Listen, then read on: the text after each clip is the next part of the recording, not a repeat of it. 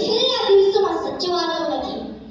જે મા-બાપ આંગળી પકડીને દીકરાને 10 વર્ષ સુધી શાળાએ દોરી જાય અને કહ્યું કે માં બોલ તું વારે વારે મને એમ કીધે રાખે છે કે મેં તારી માટે આમ કર્યું, મેં તારી માટે તેમ કર્યું, પણ તે મારા માટે શું કર્યું? લાવ આનો આજે હિસાબ કરીને આપી દઉં. ત્યારે જગતની માએ કહ્યું કે બેટા હિસાબ કરવો છે? હા, લે કાગળ ને પેન લે બેટા. કાગળ અને પેન લઈને દીકરો બેઠો ત્યારે માએ કીધું કે લખ બેટા 9 મહિના સુધી મારા ઉદરની માલિકો અને ઉછેર્યો બેટા અને મોટો કર્યો.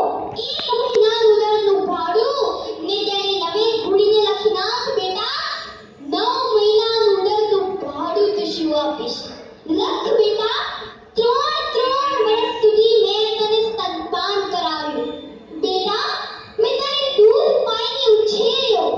1 લીટર દૂધની કિંમત ને 3 વર્ષની માનકોર તે કેટલા લીટર દૂધ પીધું તેની 1 લીટર લેખે કરીને લખી નાખ બેટા. તે પીધેલા દૂધની કિંમત તો શું આપીશ?